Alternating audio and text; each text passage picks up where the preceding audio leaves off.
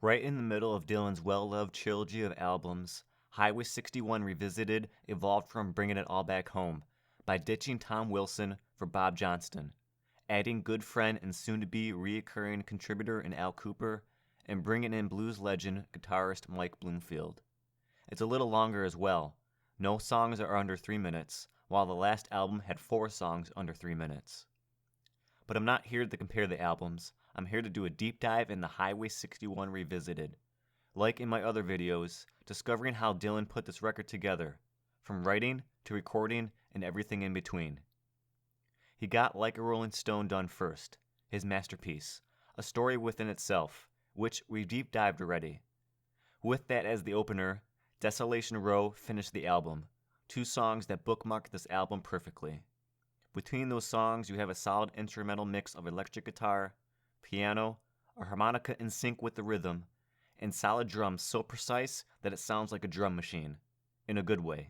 It's blues, it's rock and roll, and it has elements of rap. Like taking a ride down the highway it's named after, Dylan raps his love for the blues in his own way, as usual. And, as usual, people tried to fight him regarding his material, starting with the album's name. He told biographer Robert Shelton, "I wanted to call that album Highway 61 Revisited. Nobody understood it. I had to go up the fucking ladder until the word came down and said, let him call it what he wants to call it." Dylan was already no stranger to highway-themed songs, doing a cover of Highway 51 on his debut album and taking inspiration from 49 Highway Blues and 4A Highway. After the UK tour in spring 1965, and the recent success of the Rolling Stones, Yardbirds, and The Who, Dylan was definitely feeling the influence of the Brits and a bit of motivation too. After the defining moments of boos and disgust from the Newport crowd hating the electric turn, Dylan doubled down on the sound and went back to the studio 4 days later to start the second recording sessions of Highway 61 Revisited. Much like the quotes from Blonde on Blonde later, Dylan said, "My words are pictures, and the rock's gonna help me flesh out the colors of the pictures." The cover. Daniel Kramer, who captured Bringing It All Back Home's cover, was tabbed again to do this one. He was working with road manager Bob Newirth for hours and hours. They tried to get a good shot of Dylan in front of O. Henry's restaurant in Greenwich Village, but nothing panned out from it. Daniel wanted Dylan to get new clothes, but eventually they went to Albert Grossman's apartment, Dylan's manager. When they got there, Dylan said he had this new motorcycle t-shirt and said, "I like to just have a picture of me, in this motorcycle t-shirt." Quickly thinking, they put Dylan on the front steps, but him alone. It looked out of place and bare. Daniel had Bob Newirth stand behind Dylan with one of Daniel's cameras in his hand, took only 2 photos, and that was that. That was the album cover. Dylan's little head tilt and peering into the lens like he knows something. He knows what he has to offer. What that is musical greatness, even if it was different. Dylan thrived on that and knew from an early age change was the only constant. Production. Now we talked about how Tom Wilson produced Like a Rolling Stone and then Bob Johnston doing the rest. But let's talk about Bob for a moment. He grew up in a musical family and married a composer for the Elvis Presley movies. He joined Columbia in 1965, working with Patti Page, and then met up with John Hammond. John asked him, "Why do you want to work with him?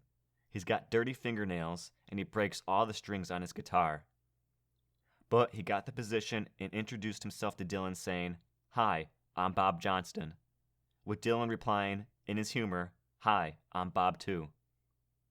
Bob Johnston believed in giving the artist space and freedom.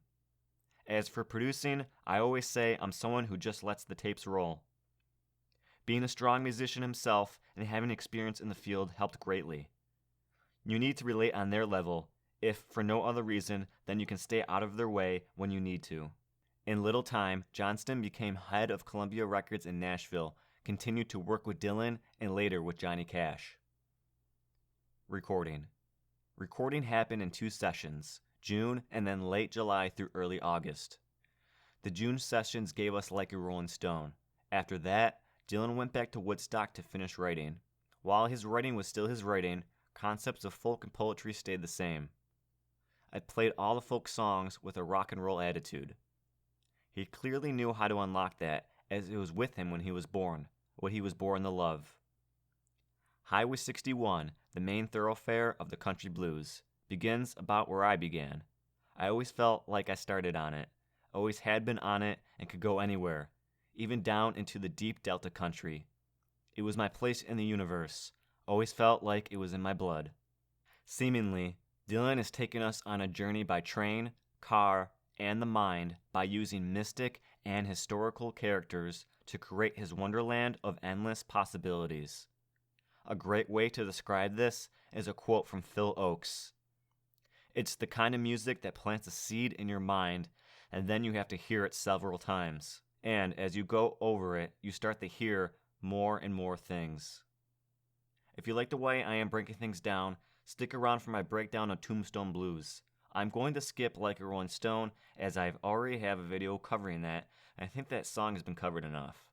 I will end this video after covering Tombstone Blues to conclude part 1. Part 2 will do the next 3 songs, then part 3 will do the 3 songs after that are on side 2 of the vinyl, excluding Desolation Row, as again, I have a video on that already.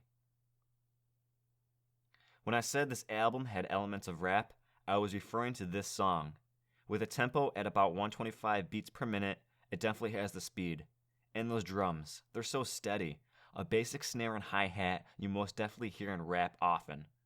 As Rick Rubin says, rap is about phrasing. Listen to the 7th stanza. The king of the Philistines his soldiers to save, puts jawbones on their tombstones and flatters their graves, puts the Pied Pipers in prison and fattens the slaves, then sends them out to the jungle. That third line, with so much alliteration, that is a basic fundamental of rap music. That whole thing was just even hard to read, but we can use the same block of words to point out the rhyming pattern.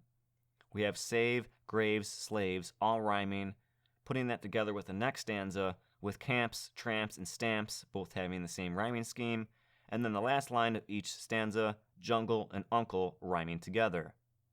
Then, the repeating chorus with it matching rhymes at the end of each line. Shoes, fuse, blues. Most people say this is folk rock, and they're certainly not wrong, but Dylan once said he doesn't play folk rock. Some say the title references the Arizona city in which the highly coveted by pop culture shootout happened in. But rereading the line of puts jawbones on their tombstones and flatters their graves makes me think differently and concur with literature scholar Richard Brown, suggesting that the line could represent a rather doomy or morbid joke, an existential melancholy produced by an awareness of the inescapable condition of human morality, which seems very deep, but something I can get behind rather than just chalking it up to a city's name. From Paul Revere's horse to St. John the Baptist, an outlaw, a blues singer, and the commander-in-chief, this certainly has Dylan's touch of humor on it, with Paul Cable, a journalist and critic who followed Dylan, adding, the typical melee of totally unrelated events involving totally unrelated weirdo characters, which commonly can describe much of Dylan's catalog, hits the nail on the head for this song. Stephen King references this song and Just Like a Woman in his debut novel, Carrie. That will end part 1. Thank you for watching, and be sure to check out parts 2 and 3.